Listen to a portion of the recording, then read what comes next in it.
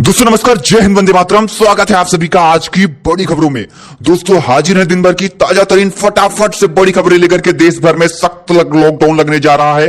Corona की तीसरी लहर को लेकर डॉक्टरों की चिंताएं बढ़ चुकी हैं। दोस्तों आपको बता दें कि 3.45 लाख ऑक्सीजन बेड्स की होगी जरूरत। तीसरी लहर की पीक में रोज मिल सकते हैं 6 लाख से ज्यादा कोरोना के केस। दोस्तों पूरी जानकारी आप लोगों को मिलेगी तीसरी लहर को लेकर के। बड़ी खबर आ रही है। इसी के साथ दोस्तों कोरोना संकट अभी भी बरकरार है। 24 घंटे में 41,000 नए केसेस आए हैं। 895 संक्रमितों की जान जाने की खबर है। यानी दोस्तों अभी कोरोना की दूसरी लहर चल रही है, तीसरी लहर जल्द ही आने वाली है और 6 लाख मरीज मिलने की संभावना जताई जा रही है डेली के डेली। दोस्तों इसी के साथ आपको जानने को सारी जानकारी मिलने वाली, तो वीडियो को अंत तक देखते रहिए। इसी के साथ दोस्तों धीरे धीरे फ्लू जैसा हो जाएगा कोरोना। आईसीएमआर के विशेषज्ञ बोले हर साल लेना पड़ सकता है कोरोना का टीका। यानी दोस्तों कोरोना को लेकर के कुछ बड़े खुलासे भी हुए हैं, जिसके बारे में हम आपको पूरी रिपोर्ट बताने वाले हैं, तो वीडियो को अंत तक देखते रहिएगा। इसी के साथ दोस्तों बिहार में बाढ़ का कहर, रेलवे ने रद्द कर दी है 10 ट्रेनें, कई ट्रेनों का रूट भी डाइवर्ट कर दिया गया है। दोस्तों आपको बताने वाले हैं कि कौन कौन सी ट्रेनों का रूट डाइवर्ट किया गया है, बाढ़ का क्या हालात है बिहार में। इसी के साथ ही आपको जानने को मिलेगा कि उत्तराखंड जाने वाले लोगों के लिए सावधान, भारी बारिश से टूट रहे हैं पहाड़। बद्रीनाथ हाईवे 3 जगह बंद है। दोस्तों आपको बताते हैं कि बड़ी जानकारी आ रही है कि कई जगह यहाँ पे जाम लगे हुए हैं। अगर आप लोग यात्रा करने वाले हैं कहीं, तो खबर को जरूर सुनते जाइएगा। इसी के साथ ही योगी सरकार ने अगले 10 साल के लिए लागू कर दी है नई जनसंख्या नीति। 10 पॉइंट्स में जाने इसकी खास बातें। दोस्तों सरकार की तरफ से नई नीति लागू की गई है, तो इसके भी बारे में आपको सारी रिपोर्ट बताने वाले हैं। इसी के साथ दोस्तों सब्जियों के दाम हो गए हैं बहुत ज्यादा महंगे, यानी सब्जियों की कीमतें लगातार बढ़ रही हैं, जिसकी वजह से आम लोगों को काफी ज्यादा दिक्कतें आ रही हैं। तो क्या है पूरी अपडेट, पूरी जानकारी आप लोगों को देने वाले हैं। इसी के साथ दोस्तों आप लोगों को जानने को मिलेगा कि देश में महंगा हो गया है दूध। जी हां दोस्तों, दूध के दाम 2 रुपए प्रति लीटर तक महंगे हुए हैं। तो कहां कहां पे महंगा हुआ है, इसके भी बारे में आपको सारी रिपोर्ट जानने को मिलने वाली है।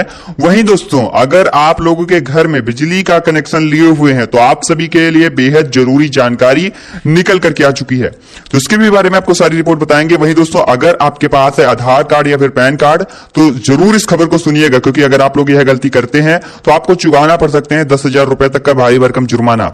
वहीं दोस्तों किसानों के लिए बड़ी खुशखबरी, सरकार देने जा रही है इतने इतने रुपए सीधे जनधन खाते में।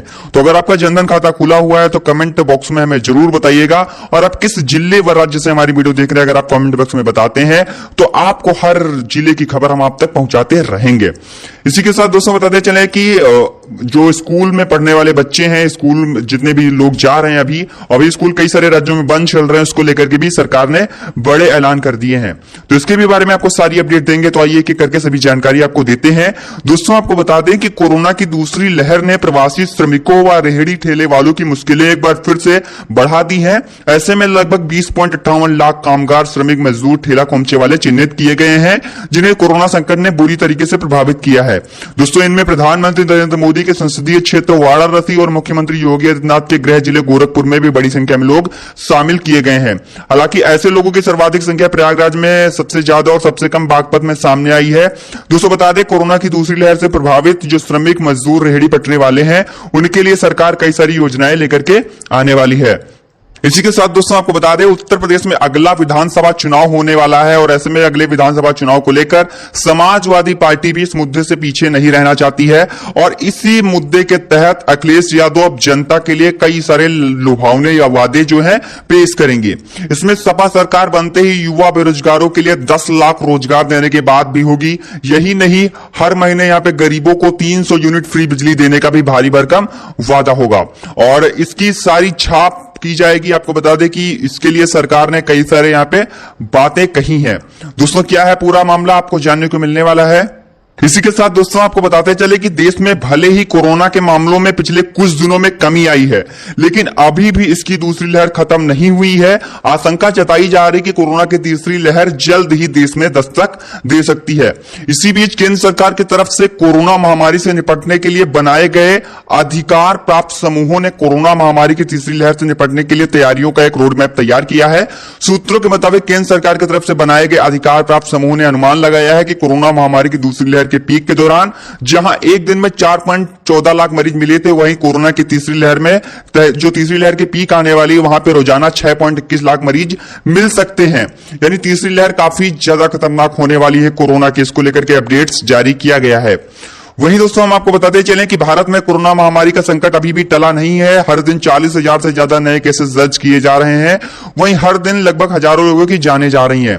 दोस्तों आपको बताते चलें पिछले 24 घंटों के दौरान 41,506 नए कोरोना केसेस सामने आए हैं। वहीं 895 संक्रमितों की जान जाने की खबर है।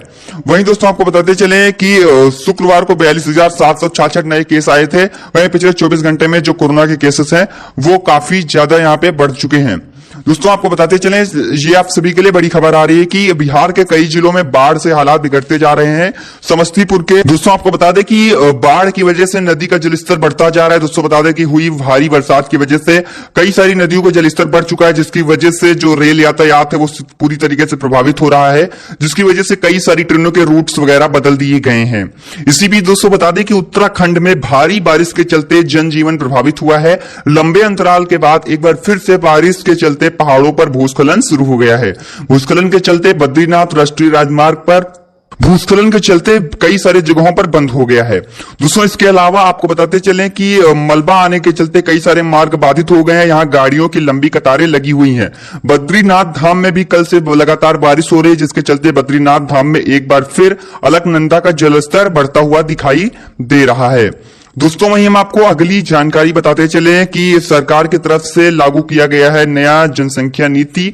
दोस्तों बता दें आप सभी को कि उन्नत स्वास्थ्य सुविधाओं के माध्यम से नवजात मृत्यु दर मात्र कई सारी समस्याओं के समाधान उपलब्ध कराने के लिए सरकार प्रयास करेगी। इसी के साथ दोस्तों अगली बड़ी खबर, देश की राजधानी दिल्ली में पेट्रोल के दाम 100 रुपए पार कर चुके हैं, जबकि डीजल भी 90 रुपए के करीब पहुंच चुका है।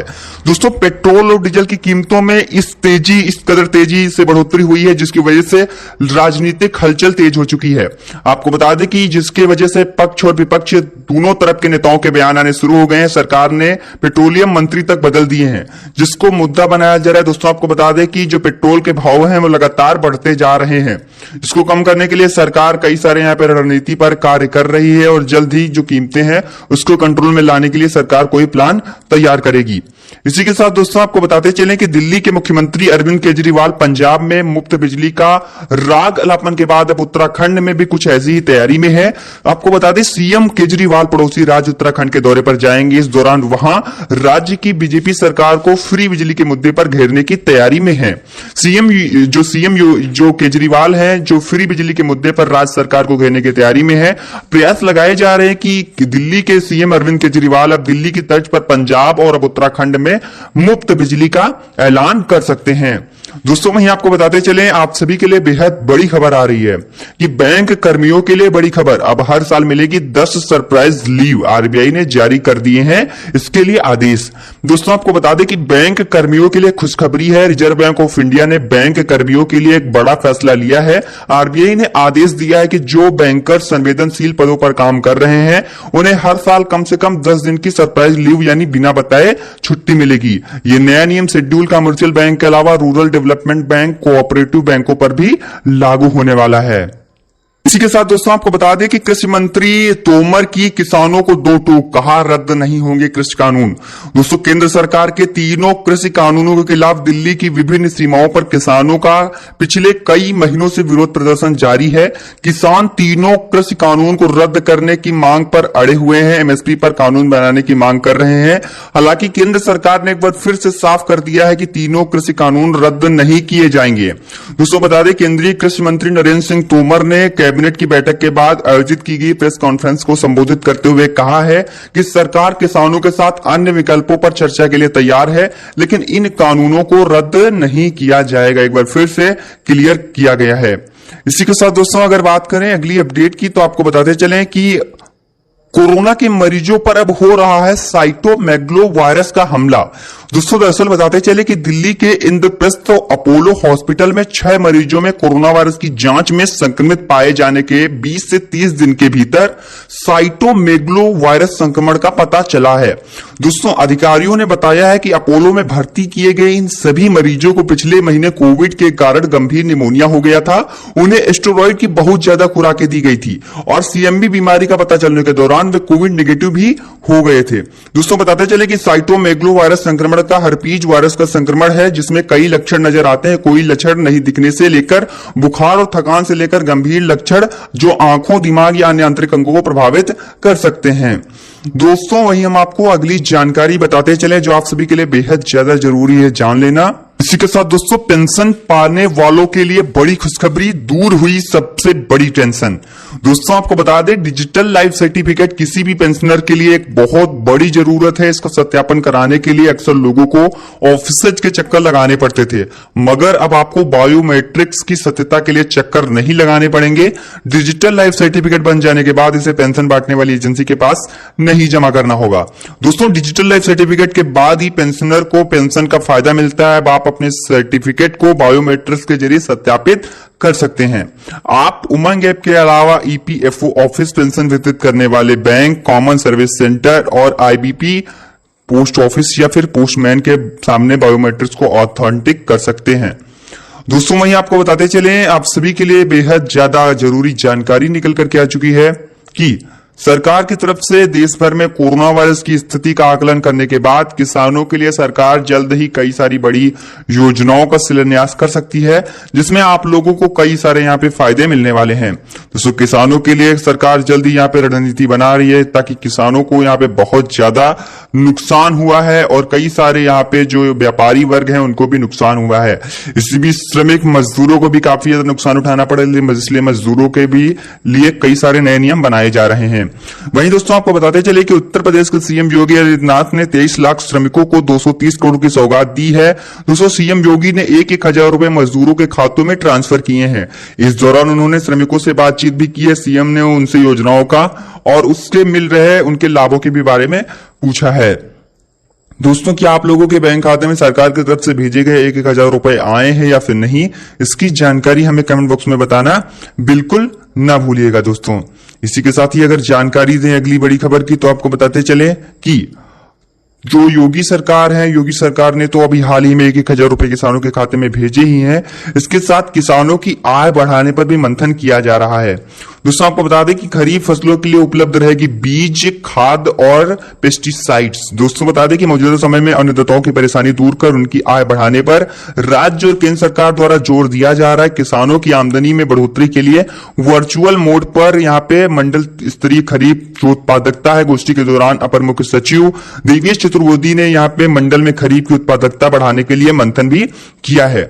कृषि राज्य मंत्री ने किसानों के बीच सरकारी योजनाओं का प्रचार प्रसार करने के निर्देश भी दिए हैं। दोस्तों तो आशा करते हैं आप लोगों को यह आज का जानकारी, आज का यह बुलेटिन पसंद आया होगा। दोस्तों अगर आप लोगों को कोई भी सवाल है तो आप कमेंट बॉक्स में लिख सकते हैं, और अगर आप लोग बताते हैं कि आप किस जिले व किस राज्य, किस शहर से हमारी वीडियो देख रहे हैं, तो हम आपके जिले की हर न्यूज आप तक हम पहुंचाते रहेंगे। आपसे एक भी योजना ने छूटने पाए, इसलिए चैनल को सब्सक्राइब जरूर कर लें। फिलहाल अभी के लिए बस इतना ही। जय हिंद, जय भारत, वंदे मातरम।